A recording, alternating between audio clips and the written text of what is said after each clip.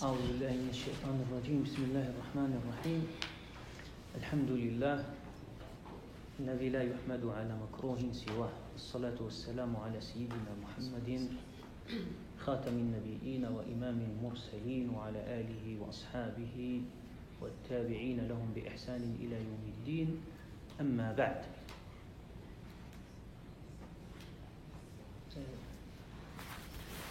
La Ummah de Mohammed sallallahu alayhi wa sallam vient de perdre un des plus grands savants de ce temps, un des plus grands penseurs qui ont donné toute leur vie à l'islam. C'est notre professeur, Dr Mohamed Imara, qui était membre du plus haut conseil de l'Azhar Sharif, un des plus grands auteurs, spécialistes de la pensée musulmane. Il a laissé derrière lui plus de 200 ouvrages.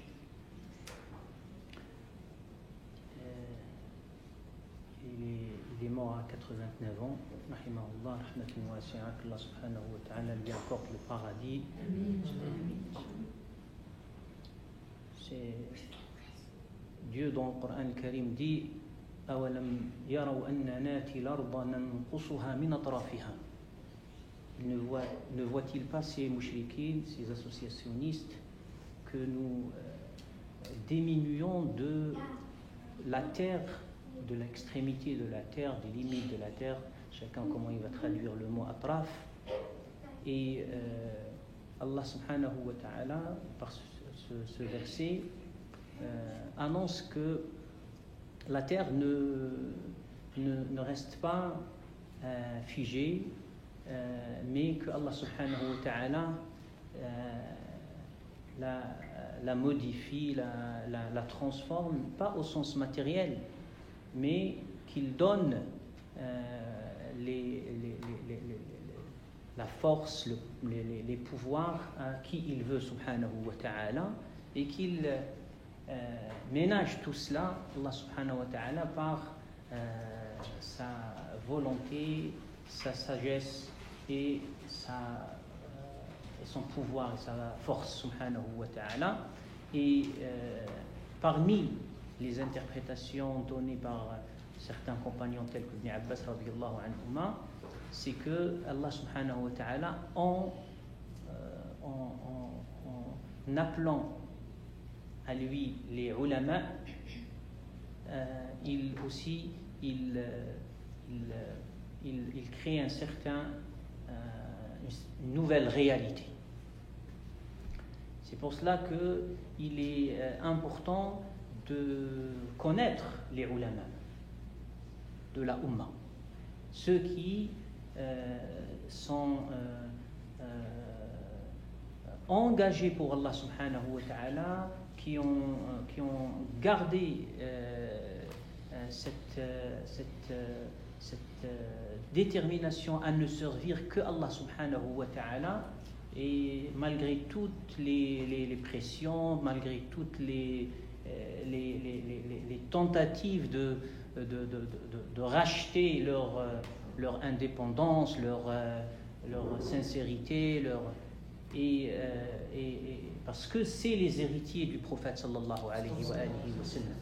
Dans un hadith, il dit sallallahu alayhi wa sallam, inna Allah la yantazi'u hadha al-ilma intiza'a wa innama yantazi'uhu biqabd al-ulama hatta idha lam yubqi 'aliman ittakhadha an-nas ru'usan juhalan fastuftu fadallu wa adallu fastuftu fa'aftaw fadallu wa adallu.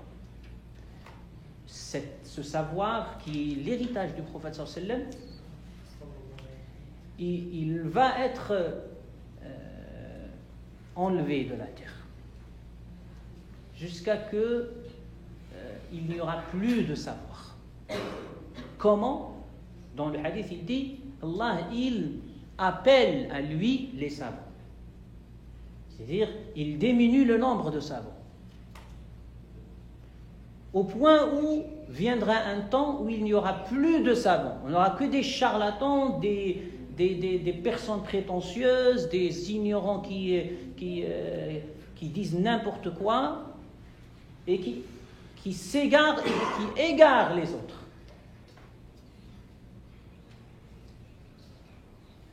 Et certains commentateurs, tels que le Qadi Iyad, radiyallahu anhu, le grand savant muhaddith maghrébin qui commenté Sahih Muslim, qui a écrit plus importante œuvre sur le prophète sallallahu alayhi wa sallam, Shifa, fi ta'rif bi huquq al-Mustafa sallallahu alayhi wa sallam, dans le 5e, 6e siècle de l'Hégire, disait de son époque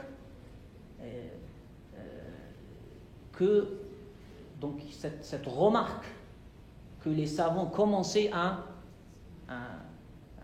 devenir rares. 2 siècles après, un autre grand savant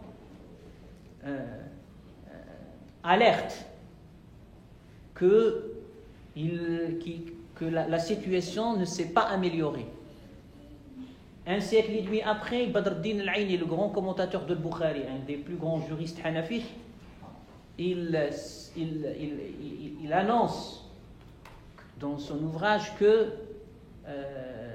la nomination dans les postes académiques, postes juridiques, a abîmé la transmission du savoir. Au point où les postes sont pris par les non-fidèles à l'héritage du prophète sallallahu alayhi wa sallam, par ce mode qui est la nomination. Nommer, donner les titres. Et il a demandé à Allah subhanahu wa ta'ala salamata wal afiya, qu'Allah préserve et qu'Allah subhanahu wa ta'ala fasse que les choses n'accélèrent pas. Aujourd'hui, on est 6 siècles après le Badr ad-Din al-Aini. La réalité, il faut que le musulman l'écoute, c'est que la situation est très grave. Les savants, dans la définition de le Coran, des savants musulmans, sont vraiment peu. Ce n'est pas parce que tu as un grand diplôme, tu as des écrits que tu es un héritier du prophète sallallahu alayhi wa sallam. C'est une voie, l'héritage du prophète sallallahu alayhi wa sallam.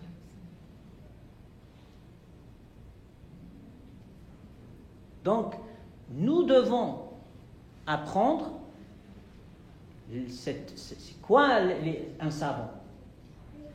Et nous devons transmettre à nos enfants c'est quoi un savant. Surtout dans cette ère de flux d'informations et de manipulation de l'information,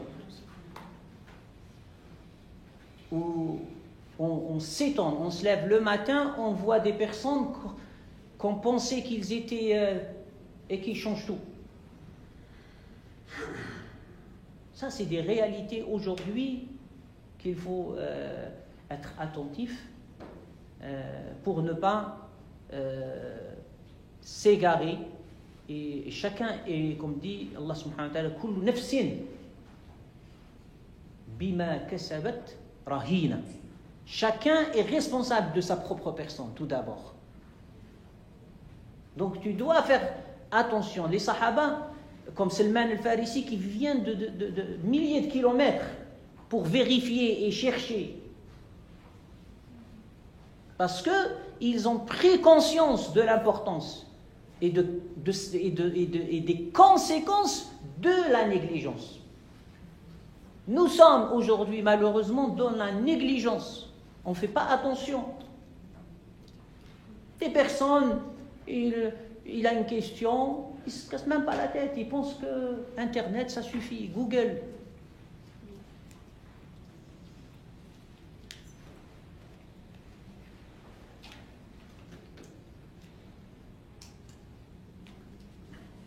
Aussi, une des leçons à apprendre lorsqu'on lit ces textes, c'est que, certes, cette voie, elle n'est pas facile, mais c'est une voie honorable. qui a beaucoup de mérite auprès d'Allah subhanahu wa ta'ala. C'est pour cela qu'il ne faut pas penser seulement à la réussite dans les différents domaines qui apportent de l'argent. Beaucoup pensent comme ça. Pensent à nos enfants, médecins, ingénieurs, informaticiens, tout ce qui peut rapporter. Mais ce qui leur rapporte l'akhira, même si on l'aime, on n'est pas trop, parce qu'on a peur d'assumer. Alors que c'est le grand honneur. Certes, ce n'est pas tout le monde qui est fait pour ça. Il faut qu'il y ait une dévotion, qu'il y ait vraiment un amour, il y a des signes qui ne trompent pas. On remarque la personne, comme disaient beaucoup de nos savants, quand ils rencontraient un enfant, Nawawi, c'était une révélation d'un grand savant. Il a dit à son père, laisse-le, je paye ses dépenses, mais laisse-le apprendre. Et il a bien vu que c'était un enfant qui aimait le Coran, qui aimait Allah, mais son père avait besoin qu'il travaille dans le commerce. Il y a comme ça plein de cas où, on va dire, il y a un regard qui fait émerger, je dirais, ces potentiels. Mais il faut avoir la conscience. Et des fois, même dans tes propres enfants, t'as pas. C'est pas toi qui le... C'est pas parce que tu veux. Mais il faut avoir la conscience. Comme disait notre cheikh Mohammed al-Ghazali, rahimahullah, si tu rencontres quelqu'un dans ce chemin, que tu penses qu'il peut aller loin, sois derrière lui, pousse-le jusqu'à qu'il arrive. Tu seras parmi ceux qu'Allah a écrit qu'ils ont contribué à faire. La Ummah vit et continue à résister avec les ulama. C'est pour cela, casser les ulama, c'est un plan satanique. Parce que comment la majorité des gens vont apprendre? Ils vont apprendre comment? De n'importe quelle manière. Ou avec des charlatans, D'où la colonisation du monde musulman. La première des choses qu'elle a fait, c'est de mettre la main sur ce qu'on appelle l'awqaf, ou l'hubus, c'est-à-dire les fondations, qui étaient la source principale de la vie des ulama, des étudiants et de leur indépendance. Les écoles n'appartenaient à personne, appartenaient aux musulmans, à Dieu. Quelqu'un qui veut finir sa vie bien, c'était un grand commerçant, il construit une école avec ses logements, avec des commerces, et c'est parti. Il dit, c'est pour les étudiants qui hafdou, par exemple, le Coran et Sahih al-Bukhari, et ils l'enseignent. Et ça reste comme ça. Des siècles et des siècles.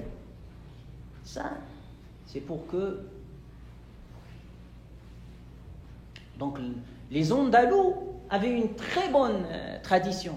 C'est qu'ils cherchaient toujours qu'il y ait au moins un dans la famille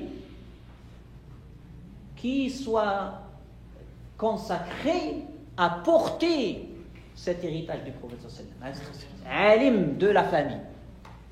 Et tout le monde contribuait pour qu'il soit.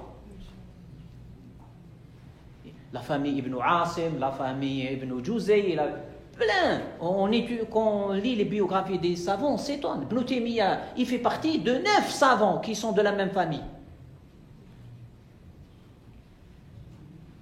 D'ailleurs, Ibn Taymiyyah, c'est une femme. C'était une grande savante. Son grand-père, c'était un grand savant. Son père, d'ailleurs, ils ont un ouvrage très important dans les usul al-fiqh, les fondements du droit, Hanbali, qui son grand-père a écrit, son père a écrit, et lui, il l'a écrit. C'est-à-dire c'est une contribution de 3 générations.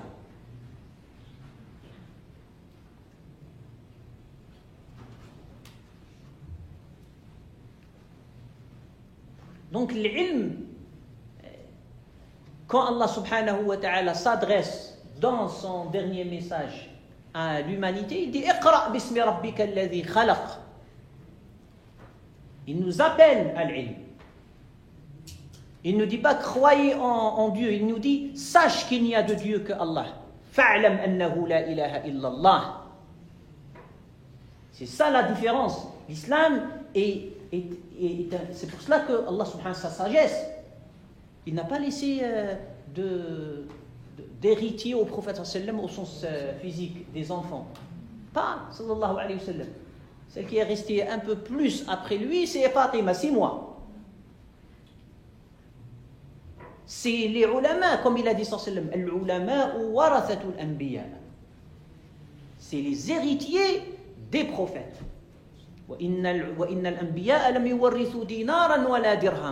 Les prophètes n'ont pas laissé derrière eux, n'ont pas légué ni des dinars, c'est-à-dire l'or, ni des dirhams, c'est-à-dire l'argent. Mais ils ont laissé ce ilm. Ilm, pas la physique, la chimie, non, non. Ça, c'est pas l'héritage des prophètes. C'est bien. Mais l'ilm qu'ils ont laissé, c'est le ilm de la révélation. C'est ce qui guide vers Dieu. Le prophète n'était pas là pour nous expliquer les maths. Parce qu'il y a certains qui veulent tout et dire tout et n'importe quoi.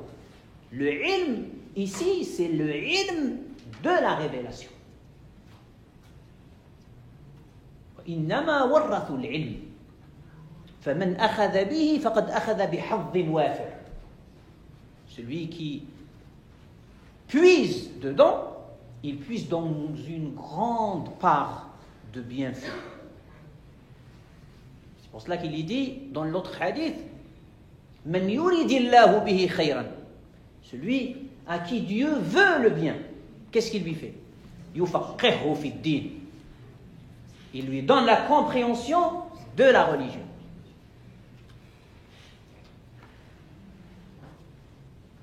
Donc, chacun doit, par rapport à sa propre personne, par rapport à son entourage, par rapport ne pas se couper de l'ilm et des ulama. Et chercher l'ilm et l'ulama. C'est la quête du savoir, c'est une adoration en islam. Des personnes atteintes 60 ans, ils ne savent pas lire Sourate al-Fatiha.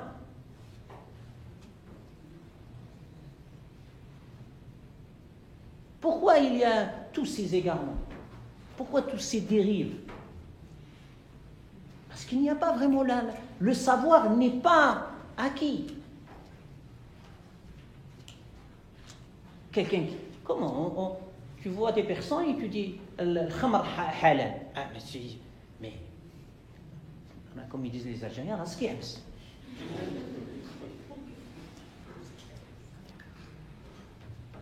Il n'est pas le Coran, il n'est pas la sunna du prophète, la sira du prophète, il n'a rien lu.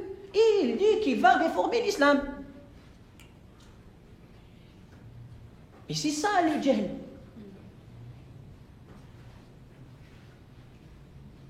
C'est-à-dire des personnes qui prennent le kufr directement et ils se disent musulmans. Ça, c'est nos réalités aujourd'hui de musulmans. C'est pour cela que les musulmans se font massacrer dans toute la terre. Ils sont, pourquoi on les exploite, on les manipule? Parce qu'ils ont quitté le savoir.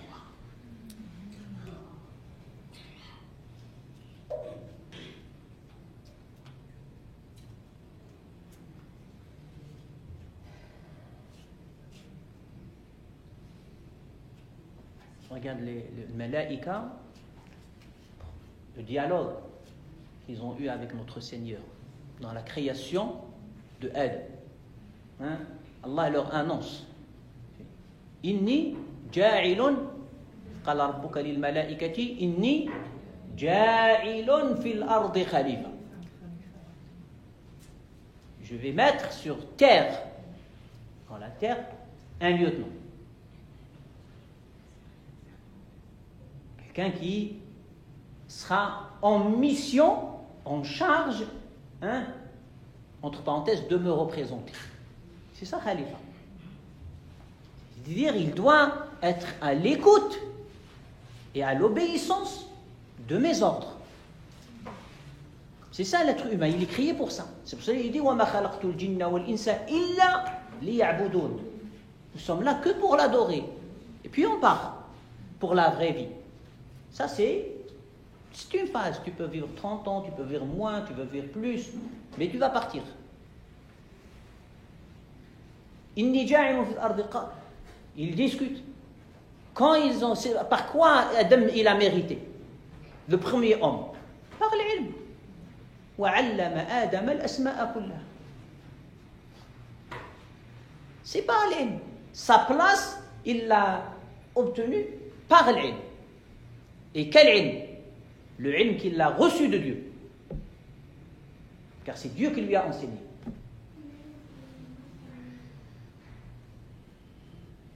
فلما أنبأهم بأسمائهم قال ألم أقل لكم إني أعلم. Donc, Allah subhanahu wa ta'ala leur dit, pour l'argument, je sais plus que vous. Et j'ai donné un peu de savoir à ce serviteur. Donc, c'est l'ilm qui fait la place de l'être humain. Et en particulier, le ilm qui suit les enseignements de Dieu. Et c'est ça les prophètes et les messagers, pourquoi ils ont été envoyés. Parce que Dieu, il agit par la création et par l'ordre. Il dit Ala lahu al-khalqu wal-amr. Tabarakallahu rabbul alamin. Ala lahu. C'est à Dieu qu'appartient la création, mais aussi l'ordre. De faire, ne pas faire, ça c'est les ordres de Dieu. Ce n'est à personne. C'est pour cela que quand on est serviteurs d'Allah, nous devons, ce n'est pas notre réalité toujours, mais nous devrions être libres de toutes choses. Chaque fois que tu manques de liberté, sois sûr que tu manques d'adoration et de te remettre à Dieu. Tu deviens addict. Tu deviens dépendant, tu deviens lié, attaché, enchaîné.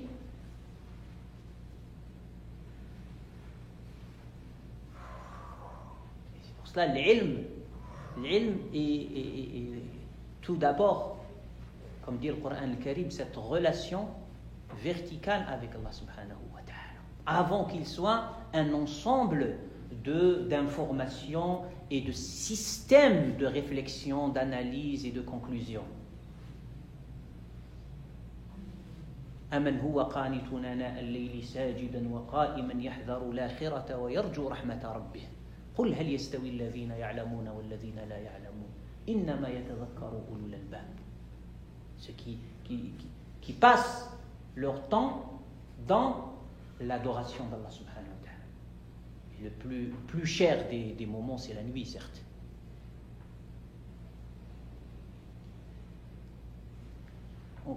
Un bilan, une révision de notre réalité par rapport à l'effort qu'on fournit pour acquérir le savoir.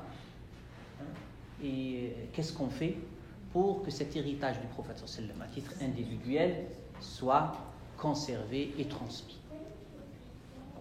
Parce que constater, oui, tout le monde peut constater, mais ça ne suffit pas, il faut agir. Et c'est ça notre responsabilité à chacun et à chacune.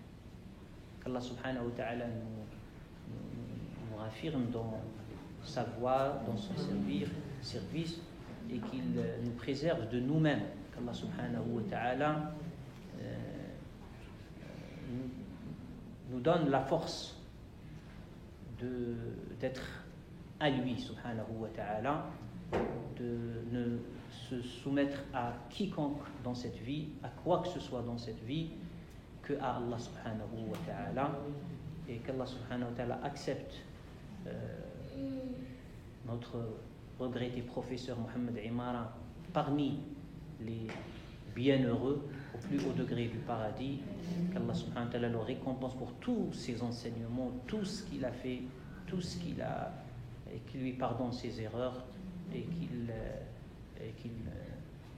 fasse que lorsqu'on l'heure viendra, on le rejoint auprès de notre bien-aimé Muhammad sallallahu alayhi wa sallam, avec tous les prophètes, les gens pieux, les martyrs et les salihin.